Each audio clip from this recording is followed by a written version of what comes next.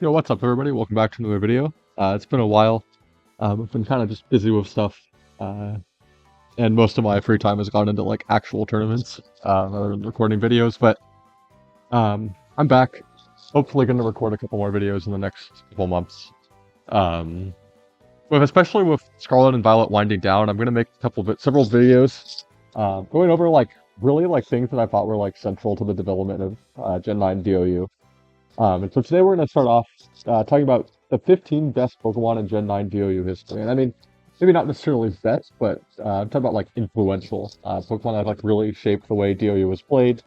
I've been used like a lot, and really have been like central to the history of the tier, and to understanding like how the tier has developed over time. And, like even for a lot of them, it's central to how the tier is played today, but not necessarily for all of them. Some of these Pokemon are now banned or less competitively relevant than they have been in the past.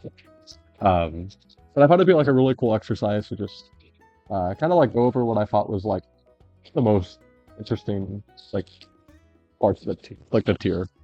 So I'll also be making some videos going over like maybe like the top 15 like players in my opinion of like shaped the tier. Maybe players, just not necessarily like actual play, but like building as well. And then some of like the most influential teams of the generation. Probably top 15 for that. I think I like 15. It's a good number. Um, and then probably top 15 replays. And so if you have any interest in watching those videos, please let me know teams or replays that you thought were interesting. Players as well that you thought were like really key to the development of the tier. So yeah, just some fun videos to like commemorate like 3 years of SV, because normally this would be when we were getting like a new gen, but we'll probably be getting Gen 10 next year instead, and we'll be getting champions sometime in the middle, and I don't really know what's going to happen with that. But I figured it'd be a cool thing to record these now, especially like while I have the time. So yeah, today we're going to start off talking about like the top 15 Pokemon in Gen 9 DOU history. Um, as you can see, I have the team builder opened here. I actually went back and compiled, like, to the best of my ability, like, every, like, team tour replay, um, that still exists. I mean, we lost a lot of them in the replay outage, but, we still have a lot of them here. Um, and so this kind of, like, gives us some idea of, like, what to expect. Obviously, like, we don't have, like, individual tournament stats. Those don't really usually have threads associated with them, so it's a little bit harder to pull replays. So it's just team tours. Those always have like replay threads and stuff. So I went for compiled everything. This is kind of like, this will give you like a general idea of like what I'm talking about here. Although did not follow this list in any way, shape, or form. But it is some interesting stats. We'll include it in the post I make on Smogon as well when I upload this video. So start off, we're going to talk about Indeedee female. So now this Pokemon has had like kind of a long history in the tier. It hasn't really been like a super popular Pokemon, especially after pre-home. And pre-home it was like really common. It was actually surprised me. I went back and I like looked at like DPL usage from that tournament, and it was like actually like the fourth most used Pokemon in Gen 9 DOU in that tournament in DPL 9.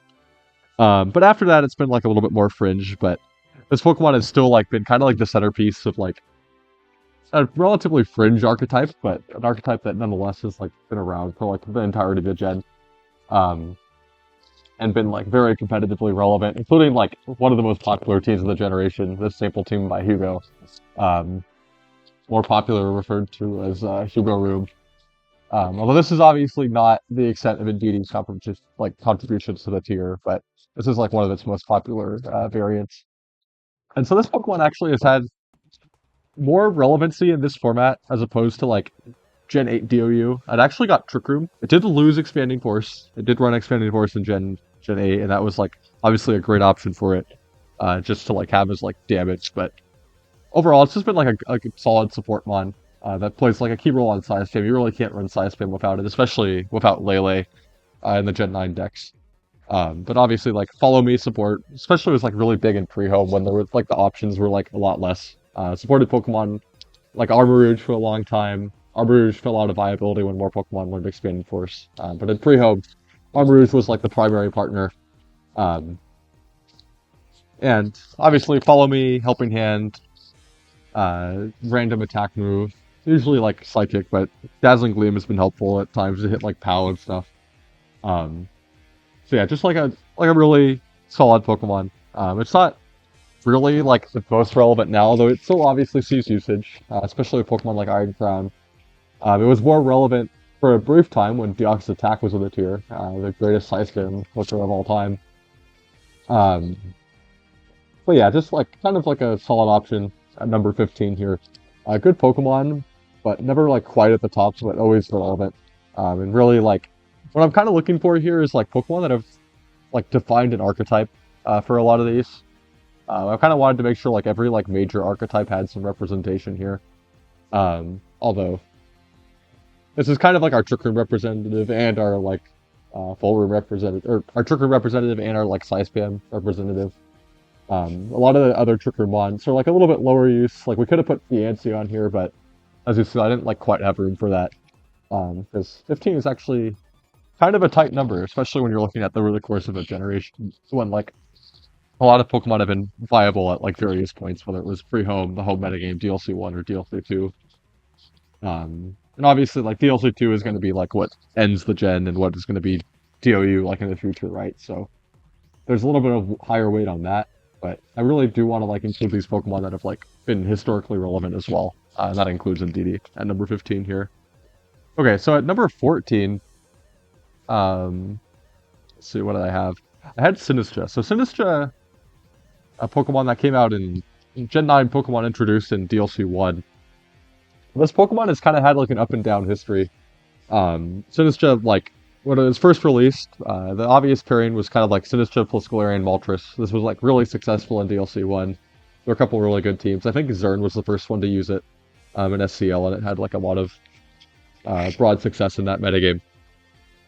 Its redirection support, great Trick Room Mon, became really, really popular when Archaludon, in the final stages of the Archaludon metagame. It was a great partner for Archaludon in like every way. Perfect type compression. Healing from the Pokemon that can't be ever knocked out, basically. Fit on Rain really easily, too. It was just like perfect on that archetype. It was really, really good. And after Archaludon got banned, it took a bit of a hit in usage, but recently the metagame has slowed down a little bit. In a lot of ways, and Sinistcha has been a key part of that, especially with like some of these newer Trick Room teams. Bronzong stuff usually has Sinistcha. A lot of Ursaluna teams always with Sinistcha. Sinistcha's like just a great Pokemon. Obviously doesn't quite have the longevity of Indeedee, but has been far more relevant than Indeedee over the course of basically since like late 2023 or so, over 2 years now. Even though it like I said, it's been up and down, but yeah, this Pokemon usually just runs Rage Powder, Trick Room, often runs Trick Room. Machagacha is just a great signature move in every way, shape, and form.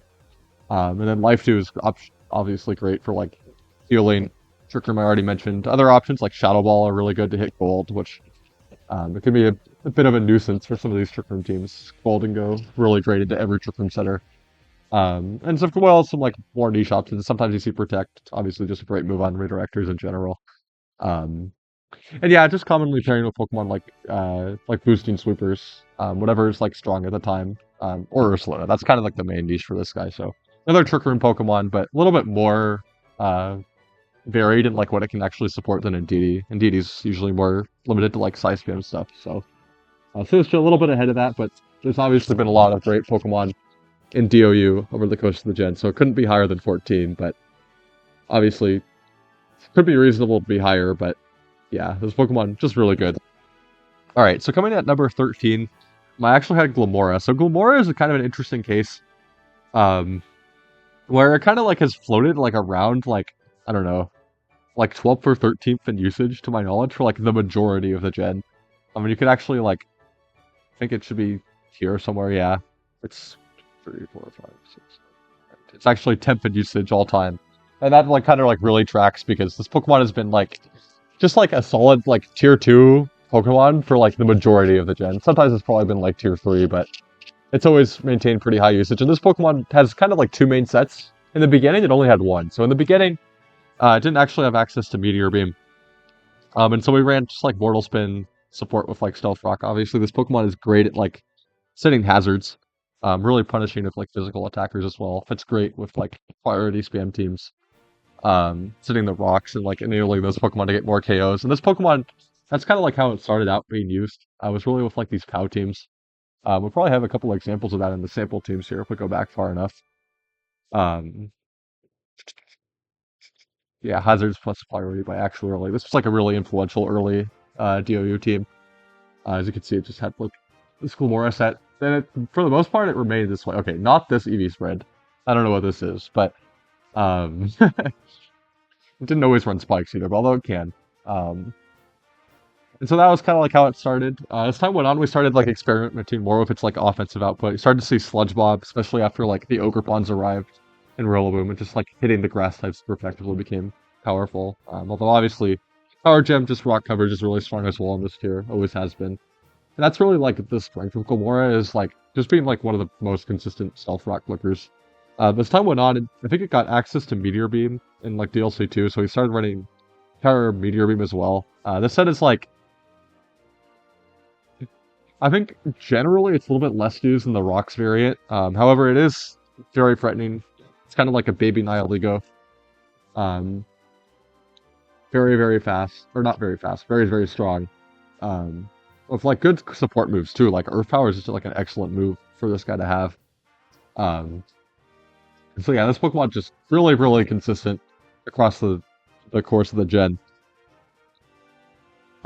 Still like a very good Pokemon. Its usage kind of like got like a little bit cannibalized over time by like Diancie, which became like another rock type. But overall, Glimmora generally has had like slightly higher usage and it's been around for longer. So I opted to include Glimmora instead of Diancie, just for longevity purposes. And also, it's a Gen 9 Pokemon, you know. So I think this Pokemon is. The other thing about this Pokemon that's really interesting is I think if you ask like a lot of like really good DOU players in this gen, they'll consider Glimmora as like really one of the top Pokemon.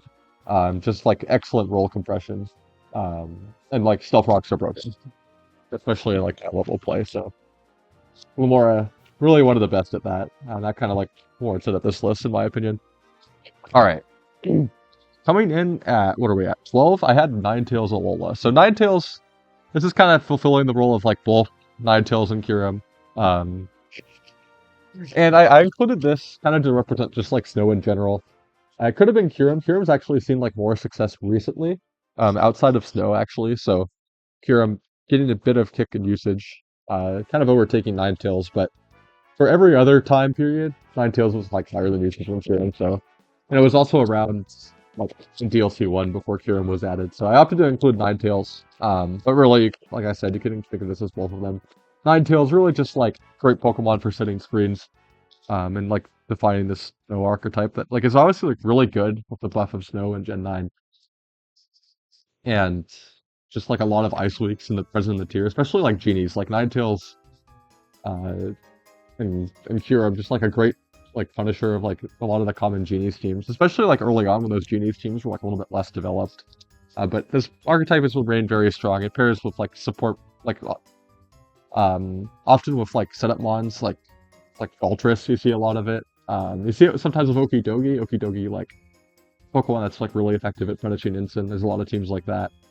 Just like general setup sweepers that benefit from Veil, and the fact that Ninetales can handle like Landorus very well. Stuff like that. Obviously, great like utility move pool. Although I don't really want to focus too much on Ninetales here because it's mostly like about the archetype in general. So I think Ninetales was added in DLC 1. And initially, like, it saw like a great amount of success, especially paired with Bax. It had like a really high win rate in that first SCL. Ninetales Bax, that is. Obviously, later got to be paired with Kyurem. Kyurem became like the predominant Snow abuser, but you do still see Bax as a partner as well. Ninetales is like really great support fun. And usually the way you're going to see screens. Grimmsnarl has had some use, but not quite enough to like really be on this list, and so Ninetales is kind of like the Snow representative and the Screens representative as well. Although the Grimmsnarl teams are a little bit different, but I thought Ninetales was like more worthy of inclusion. So yeah, just like a really, really important Pokemon. Snow like especially became like really, really good, and well developed in like I think early 2024.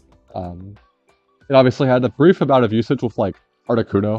Articuno had some success in like VGC, and it got ported over until Snowcloak got banned, and now we're back to just Kyurem. But Snow has actually been like a pretty versatile archetype. There's like a lot of things you can do with it.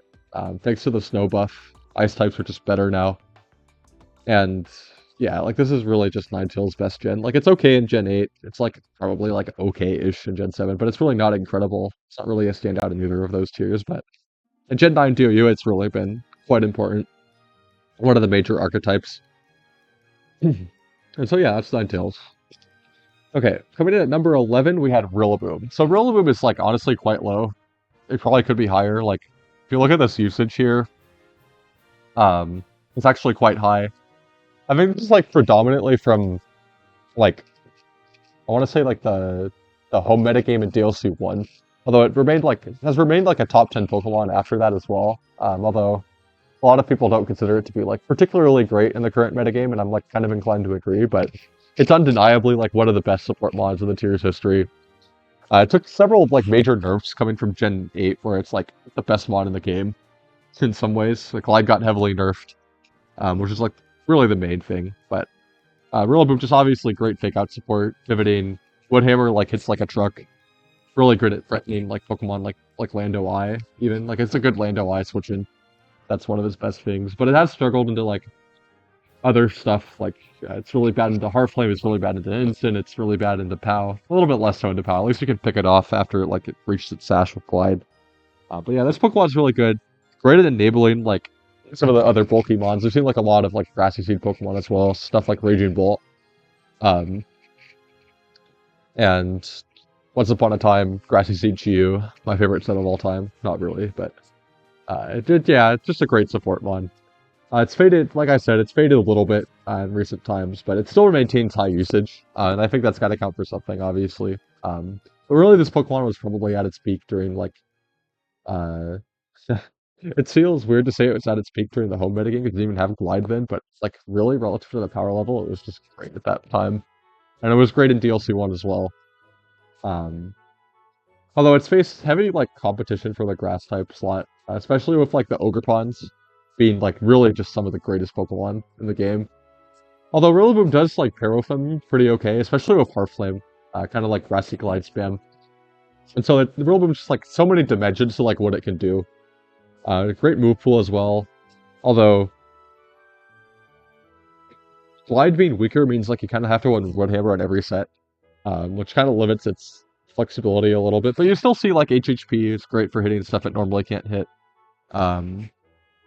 It's mostly just HHP these days, but it does learn other things. I think we use Knockoff in the home metagame. I've seen Snarl before. You also occasionally see non-AV sets like Miracle Seed, where it like actually does some pretty good damage. Choice Band is like not bad as well. But yeah, overall just like a really good Pokemon. One of basically the three main fake out clickers, but although I'd say the other two have been like a little bit better overall.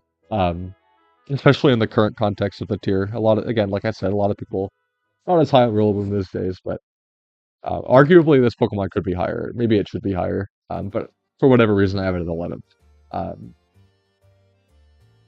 Okay, so that's Rillaboom. That's the gist of it. Just really flexible Pokemon.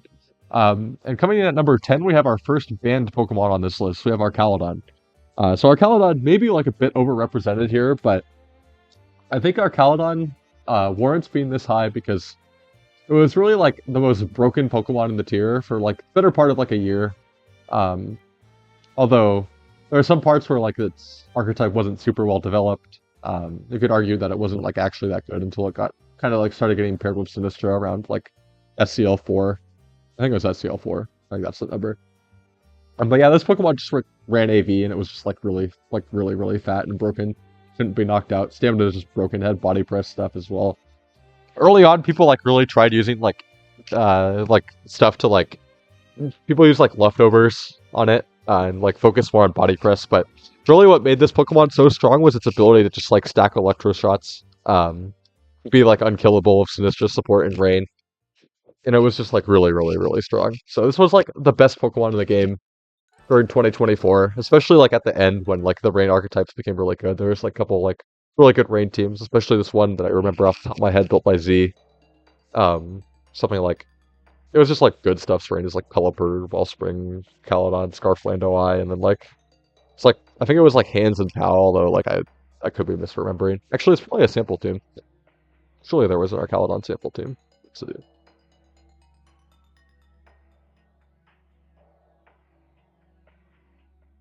okay, actually, oh yeah, here it is. Yeah. Yeah. So this team was like really, really good. This is kind of like peak Archaludon brokenness. So yeah, this Pokemon was like kind of like dominated discussion for a long time. It survived one suspect test. Because the archetype wasn't like super well developed. It was honestly suspected a little early, but it was still, I think, the right call. And then eventually got banned later on in early 2025, like very early 2025. It was like February or something. But yeah, this Pokemon it was just so strong. It felt like really, really difficult to knock out. Um, and it really like increased like reliance on these Pokemon like Ursaluna Blood Moon and Lando Eye. That were really like the two best Pokemon to remove it. Um, and other than that, other than those two Pokemon, the only thing it like really, really struggled into was like manual Sun with like Chi-Yu, which wasn't the greatest archetype for several other reasons. And it could also be a little bit troll into snow, although obviously being a steel type helped out a fair amount into that as well. But really, like Terra made this Pokemon so broken. Like being able to like change your weakness profile when you're already at a point when like you're getting like stronger on the defensive side, and you're running like max speed FEVs with Assault Vest. Just became so hard to remove, and like in 6v6 it's so much easier to support Pokemon like this that just don't die, especially with like access to Sinistcha support. So this guy always ran like Flash Cannon, Dragon Pulse. Like occasionally it ran like Snarl instead of something, not Dragon Energy, Dragon Pulse, and then it ran Body Press last. Always ran Body Press, stamina just broken. Sometimes you'd see it like run Draco Meteor over Dragon Pulse. I think it was probably Draco Meteor on this team. Yeah, it was. And occasionally like you'd see like Snarl as well, but that was less common. The leftover set I think had like Snarl, Body Press, and it was just like Girdle. And then it was usually Terra Fairy, which helped it into like Regidrago, another like premier special attacking threat. And sometimes Terra Grass as well, just for like that resistance profile. But yeah, this Pokemon just had like very few checks that were like consistent, and it was just like really, really good. And like the thing that was so good about it was like the rain. It's obviously our rain Pokemon that happens to be weak to ground, which is obviously like punished by like other rain stuff. So yeah, it was just really, really good. And I included it this high because I think maybe more so than its usage, it's like just really influential for the tier's history. One of like the main like eras of DOU, I'd say, is like our Archaludon era. So yeah. Alright. We're now past the top 10. We're now in top 9. So now I'm going to have Incineroar. Incineroar is also a little bit low. Incineroar is just like a great Pokemon in today's metagame. Just like really, really good. Probably like top 3 Pokemon. And like really this thing should be higher, but like there's just a lot of great like Gen 9 Pokemon, and I kind of wanted to feature the Gen 9 lines a little bit more. Although some of the people I ran this list by like were like, dude, you have Incineroar way too low. And like, to be honest, they're right. Incineroar is just broken. But yeah, this Pokemon, it's a little bit lower because it only came out in DLC 2. Ever since DLC 2, it's been one of the best Pokemon. Doing what it always does. Fake out, Parting Shot, Knock Off, Flare Blitz, Standard Set, not Flail, Flare Blitz. And this Pokemon just could be used on anything, obviously, with set tweaks and whatever. But really what like caused this Pokemon, I think, to like is see kind of like an uptick in usage like around a year ago. Like it was used like it was never like not used, but it became more popular a year ago when it probably like kind of just like rose to tier 1. Kind of based off of like these other support moves that it could tech on over Flare Blitz, like Taunt, Will-O-Wisp. Occasionally you see like rare stuff like Roar, but that's not really that common. But yeah, that's Pokemon just like Incineroar stuff. Very flexible, great pivot. Can use a variety of items. Most consistent is probably like Citrus. Citrus always gets value, obviously, but Goggles was used in the past when Amogus was more common. And Heavy Duty Boots is maybe like the safest item, because like it just insures your instant gets like so much more value into these like Glimmora teams and stuff. Anything that's setting rocks. But yeah, I mean not a whole lot to say here. Just like a great support piece. It'll never be bad. And let's see, where did it actually like come in? When I like just behind Rillaboom, which is pretty impressive considering Rillaboom was legal for like 2 whole metagames before Incin got into the game. um, but yeah, just like excellent one. Not much else to say. All right. I guess I should be looking more at some of the teams that are like featured, but yeah, Incineroar just like you can see like featured on a lot of these teams, going back a long way. And there's like obviously a couple of Archaludon teams. This Bagel team was also like really influential for like early Archaludon stuff. This was before we ran AV on it. But yeah, this team was like really good too at like the start of DLC 2. Let's see, any other teams I missed? Oh yeah, Fan Room, great example of like Ninetales stuff. Just like this is just a good team. If like Pancake didn't spam this team every game, it would like be so much more broken because people wouldn't be able to see a teammate. What other stuff? I guess a lot of stuff we haven't really covered yet. Although there's a couple of Sly spam teams down here, like this Act team. Oh, this is a good Indeedee team. I should have showed this earlier. This team was just like really broken. Deoxys moment. Built by Tio. All right, so that should be the top 9, I think. All right, coming in at number 8, we have a Pokemon that I think a lot of people expected to be like more broken than it actually ended up being when it first came out, which is Ogerpon-Hearthflame. People thought this Pokemon was going to be ridiculous, and quite frankly, it is. But it eventually ended up getting like outshined by its like sister Pokemon. But Ogerpon-Hearthflame still has like one of the highest damage ceilings in the tier, just with like Terrafire, Ivy Cudgel stuff. Obviously access to redirection. Plenty of Gen 9 Pokemon with redirection, but Hearthflame being one of the most interesting of them, with such a unique defensive typing. And just like a variety of stuff, like really great like setup clicker with like Swords Dance stuff, Focus Energy, just like Grass moves, Glide next to Rillaboom, Horde Leech, Woodhammer for just like general damage. This Pokemon, yeah, like it never quite like lived up to maybe like in my opinion like the hype. Like people thought this Pokemon might be Banmore levels of broken. Or like at least some people thought it like could reach that level, and it never like quite got there. However, like it still played like an incredible role in the shape of the tier. Like if Wellspring didn't exist, Hearthflame would be like the best Pokemon in the tier, probably, or like one of them. Or like it already is, but it would be even higher. It just has to compete with that like that roll compression with a Pokemon with slightly better defensive typing. But yeah, just like great setup options, redirection as well. And obviously, like, Spiky Shield, hidden reason why this Pokemon is so good. Just great move. But all the Ogerpons have great move pools. But this one is just, like, really the more offensive one. And yeah, just a good Pokemon. Let's look at some examples of important Hearthflame teams, if there are any. You mean to tell me there's no Hearthflame on the samples? Oh, there's one. Okay, this one on this team. This is an important team. Just kind of just like Genie's HO of Regidrago. Yeah, this is like a top 15 team. This will probably be in the video. But yeah, this team was like, or still is, obviously. It was a good 6. But yeah, Hearthflame just like a lot of applications for a variety of teams. I'm surprised there's less samples with it. There's an ESM team with it.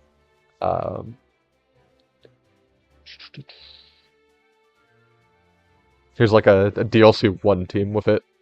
Way back when. Oh, Substitute, that's so fire. I had forgotten all about this team. But yeah, just like been used all the way since it got released. Great Pokemon. Only not higher because, like I said, there's a lot of Pokemon to cover here. So that's number 8. Yeah, okay. Alright, coming in at number 7, we have Tornadus. Tornadus also could be higher, I guess, but it's hard to rank these. The only ones I was like really sure on were like number 1, number 2, number 3. So everything else I'm kind of just like messing around. I guess this Pokemon should probably be higher, considering it's like literally 3rd in usage all time. Okay, you know what? That's fair. I should be putting something else up here. What else could I put?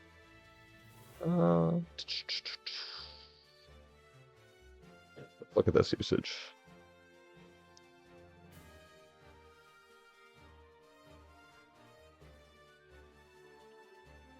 Whatever. I'll keep it at number 7 or whatever. Just because, like, everything above it has a reason to be above it. But yeah, Tornadus, just like a really great Pokemon, as you can see from these usage stats. Got majorly buffed in Gen 9 with access to Bleak Windstorm. And just like so many good teams have had Tornadus, just like this team I just showed.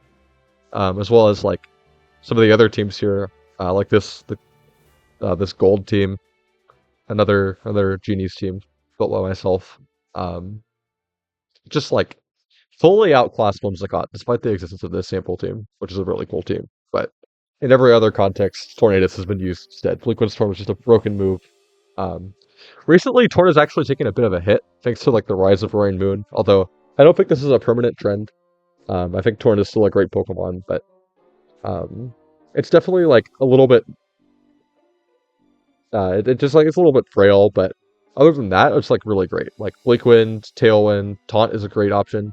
A little bit less seen in DOU overall, but it's still like obviously like one of its most used moves. Icy Wind is just like really good for just like speed control in the Tailwind mirror, which was like really critical at different points in the metagame. And yeah, just like a great mod. Consistent Tailwind support, dynamic speed with Prankster Tailwind is ridiculous. 4 turns of Tailwind for your partner and yourself, so just a really, really strong Pokemon. That's like some variety of sets. It's usually been Sash, although Cloak has also seen use. The other thing about it is it learns like every type of weather. Really, this is mostly used for Rain Dance or Sunny Day, but you can see it with like realistically all of them, except maybe Sandstorm. You don't really see Sandstorm Torn, but I've seen Snowscape before. Just like a great supporting move pool, especially with the Bleakwind buff. Being like enabling it to like actually do damage after it's set Tailwind and like have a board presence. It's just like really critical for this Pokemon. And so yeah, just like really, really, really important in the history of the tier. You can see so many of these teams just in the sample teams. You could see more if you looked in like like posted pastes. And this Pokemon's been around just all the way since like Pokemon Home came out. This is really where like the incredible Pokemon that have like ridiculously wide impacts on the tier start to come in. And Torn's only lower because I think sometimes its usage is like a little bit overrepresented just because of the like amount of like publicly available teams, which like it has kind of like led to it. Sometimes I think having like a little bit bloated win rate, or not win rate, usage rate, but it doesn't matter. Like this is still like one of the best Pokemon in DOU history for Gen 9. And everything else is only higher because of like some very, very special circumstances. And so yeah, that's kind of Torn. I could say more, but I think I've covered most of it. Just majorly buffed from Gen 8. And Gen 8 Torn is like still around, but it's mostly like a Tailwind Rain Dance clicker for like specific like rain mons like Urshifu. Or Dracovish. Mostly Dracovish. Urshifu kind of is used in other contexts, but yeah, just like massively buffed. But in Gen 8, like Whimsicott is a bigger factor, but getting Bleakwind has like really cemented Torn as like the premier Tailwind option. At least until Roaring Moon has had a resurgence, but we'll have to see if that actually lasts. It's kind of a trend of like the last like 4 or 5 months, so it's sometimes hard to say like how long that's gonna continue. And that doesn't really diminish Torn, especially for its like impact on the tier. Again, could be higher, but it's not. Okay, so coming in at number 6, I actually chose to combine 2 Pokemon, and that's the 2 Landorus forms. And the reason I did this was just for variety's sake. Like I wanted to have like kind of like 15 different Pokemon, and I mean these are different Pokemon, but I didn't want to have 2 of the slots be Lando forms. Lando T, no longer is relevant. Not that great of a Pokemon in today's metagame. It's honestly kind of bad, but it was like really, really important when Flutter Mane was around, especially during like the home metagame in DLC 1. It like kind of outclassed the other Landorus. Just like sets with like Stealth Rock, you could see support with Stealth Rock, Stomping Tantrum. It got Stomping Tantrum in this gen, which was pretty big for like letting it just like have like consistent value. It also got access to Terra Flying, Terra Blast, which was like really big because it just kind of like giving it access to that stab typing was like really, really critical. Especially if like for like Choice Scarf sets that could like get the jump on Pokemon like Flutter, and even like one tap Flutter with like Terra Flying, Terra Blast. And so this Pokemon was like tier 2 at least during the home metagame, and like tier 1 during like the DLC 1 metagame. Just like really, really critical. It unfortunately like fell off after that, but in like response, Lando I was the one that started to get used, especially after Flutter Mane got removed. Lando 2 was better, basically the TLDR was Lando 2 was better during the Flutter Mane era because I could more reliably run Choice Scarf and like check Flutter Mane while also being like a better partner for Flutter Mane, thanks to Intimidate. Um, Whereas Landorus was often like hit like just like really hard by Flutter. Couldn't do much to Flutter really. But after Flutter Mane got banned, it became like the premier wall breaker in the tier. Sandsear Storm, just like Torn got buffed, Lando got buffed, and Sandsear Storm was not a move you needed to give this Pokemon. This Pokemon is great in every DOU tier, but giving it Sandsear Storm is just like ridiculous. The spread, sheer force boosted move, it's so powerful. And Lando just has like so many incredible partners in the tier. Just in the same way Lando T thrived off of having like Flutter Mane as a partner, Lando Y thrives off of having like Chien-Pao as a viable partner. Or Torn as a viable partner. Or Wellspring as a viable partner. Just like all of these things. And we've also seen like bulkier sets pop up with HP invest and stuff, and that has like really given this Pokemon a lot of depth. So these two Pokemon combined could honestly even be higher, but they're not actual Gen 9 Pokemon, so I have to like have them a little bit lower. Our top 5 Pokemon are actually all Gen 9 Pokemon, introduced in Gen 9, and have been around since the very beginning, whereas Lando has been around after Home, but with 2 different forms, so I opted to kind of include them together, but Lando Y overall has been like a more relevant piece. So yeah, that's mostly it for Lando. So now we're into the top 5, where we have Iron Hands. Iron Hands has been like really like, it was like the best Pokemon in the pre-home metagame. And it surprised like no one who's like been paying attention. So Iron Hands, this Pokemon was so broken in pre-home. Like nothing could remove it in one hit. The Pokemon in the metagame around it were like weak enough that like they couldn't even deal with like the Swords Dance set. So Swords Dance Hands was like the premier win condition. And Iron Hands obviously always had the AV set. The AV set has remained like one of the best Pokemon in the tier ever since the very beginning, really. It just has more stats than like anything else. It has Fake Out access, Drain Punch, great move, Ice Punch, Heavy Slam. Everything it could hit or fit to like hit Pokemon that it was otherwise weak to. But still SD is relevant, but not as relevant as it was in pre-home. In pre-home it was just like actual Thanos. But nowadays it's more AV, but this Pokemon just been around from the very beginning. And honestly, it's incredible that it's like only fifth. But Pokemon that came after it have had even larger impacts than it, but Iron Hand's just like so good. You can see here it's like actually the second most used Pokemon in the history of the tier. And I mean, the only reason it's not higher is most of this is from pre-home, actually. Or not most of it, but like a lot of it. Whereas if you include everything else, some of these other Pokemon around it are a little bit higher. But still, this Pokemon just like one of the best introduced in Gen 9. And like really good. Ice Punch to hit Lando, Heavy Slam to hit Diancie or Flutter Mane when that was around. And just like stabs with Fake Out. Just great Pokemon. Swords Dance has taken a bit of a hit with like the rise of Okidogi, which is like a bit of a better like setup Swiffer that's like immune to Intimidate, obviously. So that's kind of like been like a bit of a downturn for like the actual setup set, but that doesn't really deter from the standard AV set that's been so good for so long. It can even slap on like CC and like hit even harder. This Pokemon's just so good, and it's been good for so long. Almost got banned in pre-home. Or not almost got banned, it wasn't that close, but it did get suspected. And there were a lot of people that felt it could have been removed. And honestly, the only reason it didn't was because there were other threats in the metagame that were like only manageable because Iron Hands checked them. And to be honest, like all of them should have been banned, but we all knew that pre-home wasn't going to last for too long, so there wasn't as much tiering actions like probably could have been done back then. But yeah, this Pokemon just like so good. It's like honestly unbelievable these stats, like especially with like the AV item.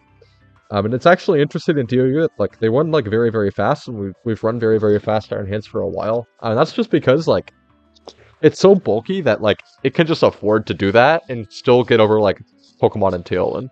And so you'll see Hands on like a lot of like Tailwind teams. And just like teams in general, it's on this team, it's on this team. Pairs well with like Trick Room as well because it's so slow if you run slower. Could be used on like setup stuff like this. I think this is SD hands, probably, yeah. I think we still have a bunch of like offensive hands, but we also have a lot of these like offensive teams that have like AV hands on them, such as this one by SMB. Yeah, just like so many good ways to use Iron Hands, and obviously benefits from Terror as well. But like the thing is, it's just like so unkillable anyway. But Terra is just like the cherry on top. In some situations, like a certain Terra type of Iron Hands, especially in pre-home, like with the wrong Iron Hands, Terra type could just auto lose you the game if you didn't have a way to like effectively remove it. And so that was just like really dangerous. Uh, yeah, I think I said it enough. But this Pokemon, PTSD from pre-home, but just broken in general.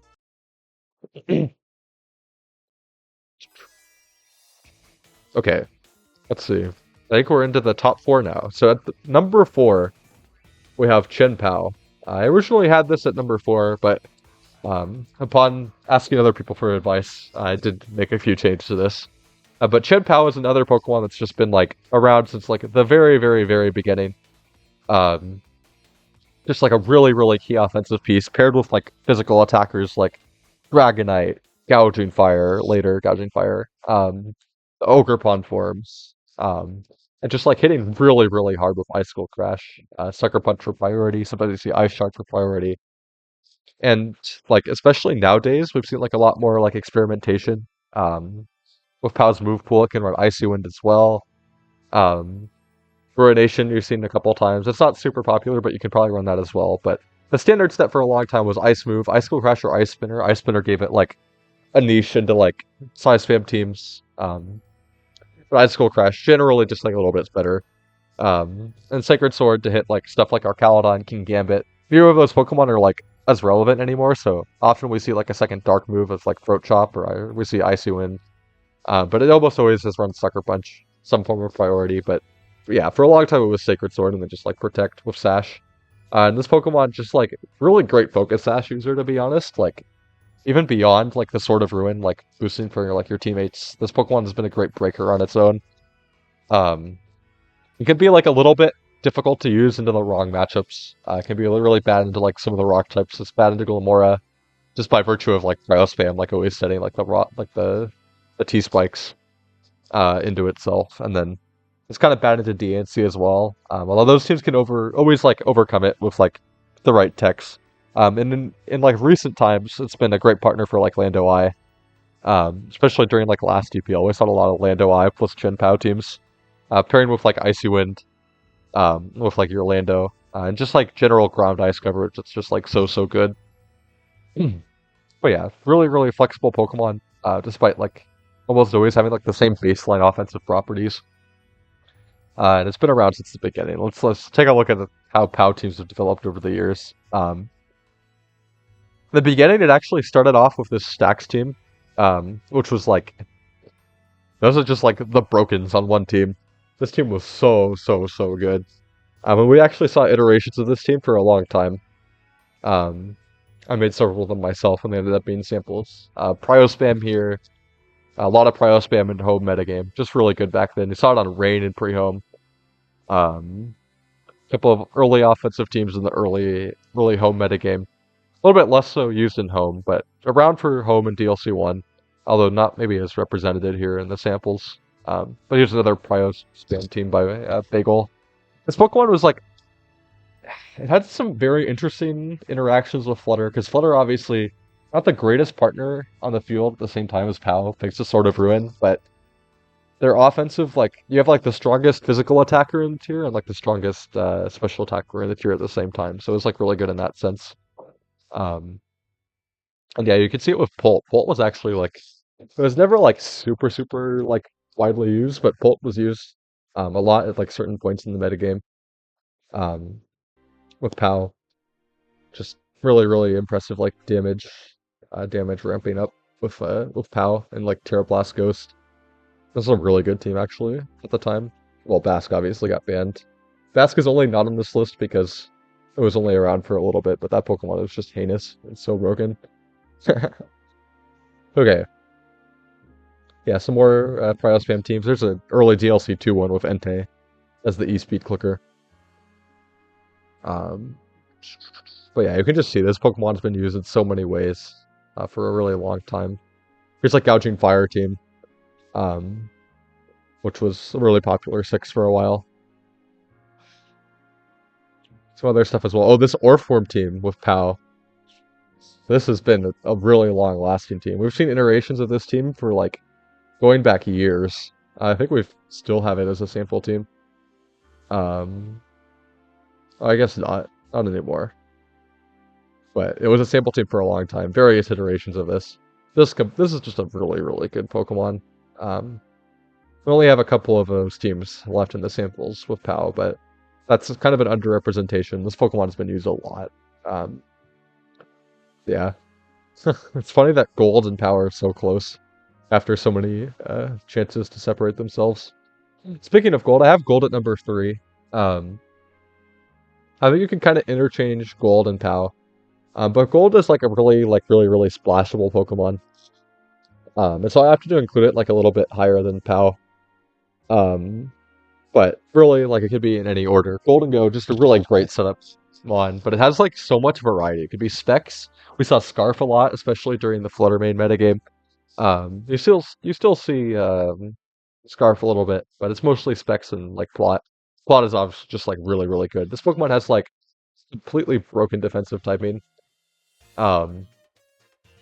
Like, it has the Aegis Slash typing, but it has a setup move and a spread move. Like, this Pokemon's ridiculous. Oh, did I mention it has, like, the most broken ability in the game?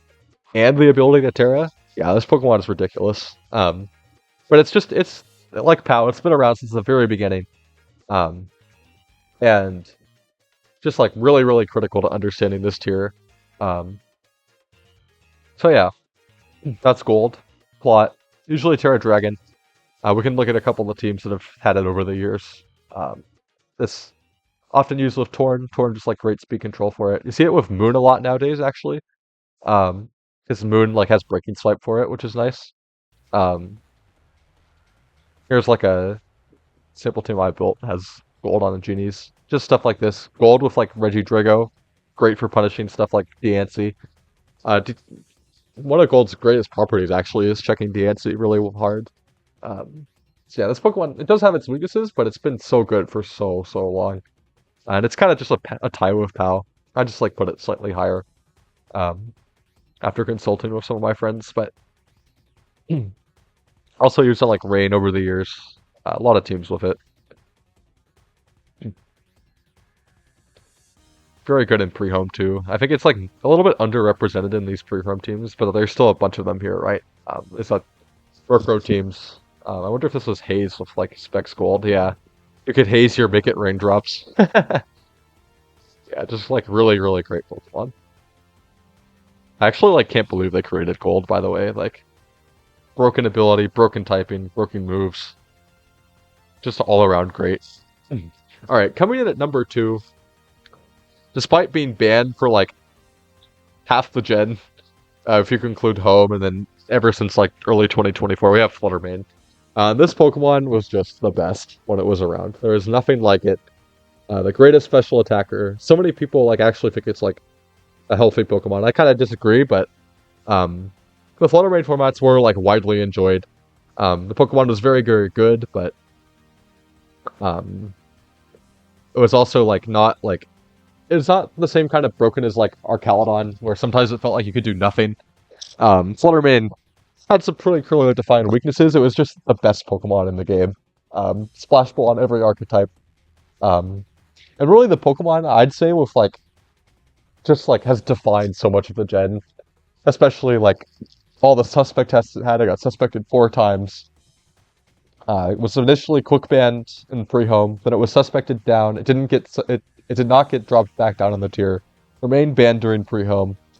Got freed in the home metagame, stayed alive for all of home, got suspected with Basque at the same time as Basque in the DLC 1 metagame, survived the ban by 1 vote, went on to define the entire SCL metagame, and then just kind of became like a little bit too disliked by the time DLC 2 rolled around and got banned a couple months into DLC 2.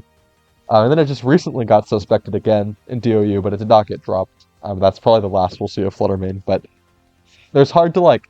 There's no Pokemon that has like had a greater impact on the tiering process throughout Gen 9 than Flutter Mane. This Pokemon has always been hotly debated between Pokemon that between people that think it's like it's just strong but not broken. People who think it's broken and just like way too splashable, good on every team, and just like outrightly overtly broken.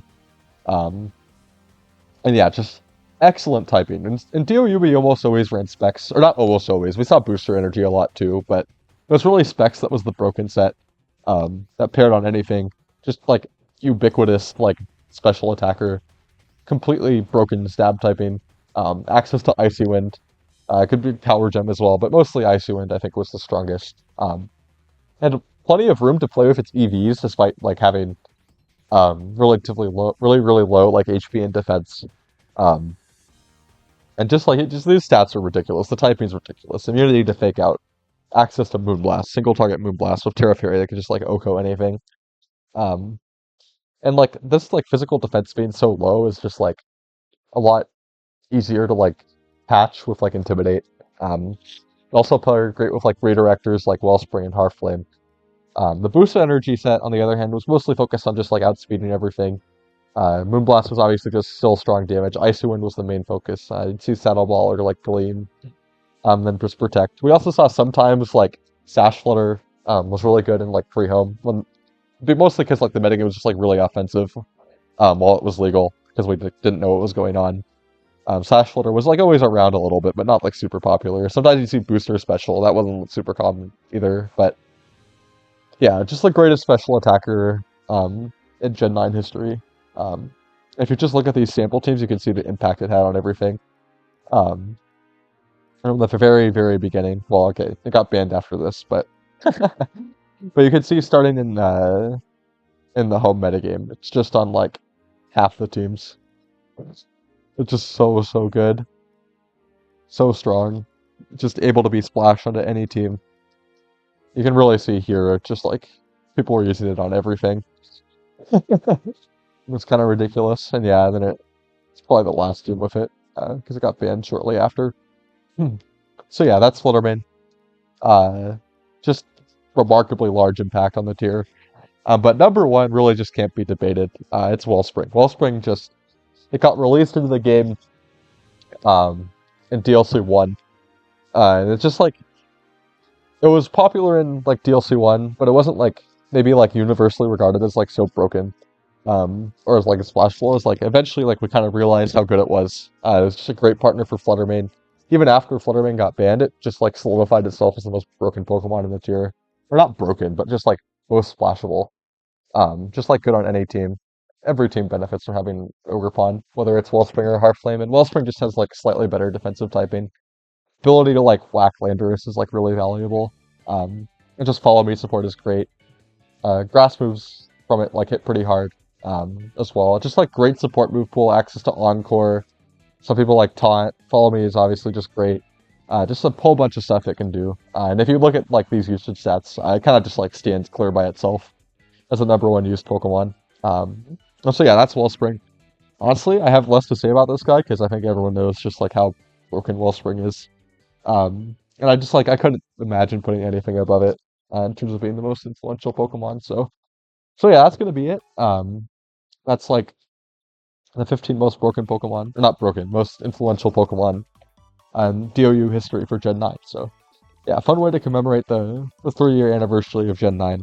So just to recap, we had Indeedee female, Sinistcha, Glimmora, Ninetales, Rillaboom, Archaludon, Incineroar, Hearthflame, Torn, the 2 Lando forms, Iron Hands, Pao, Gold, Flutter, and Wellspring. And so yeah, hopefully you enjoyed. I'll be back soon with more content for the anniversary of Gen 9. See ya.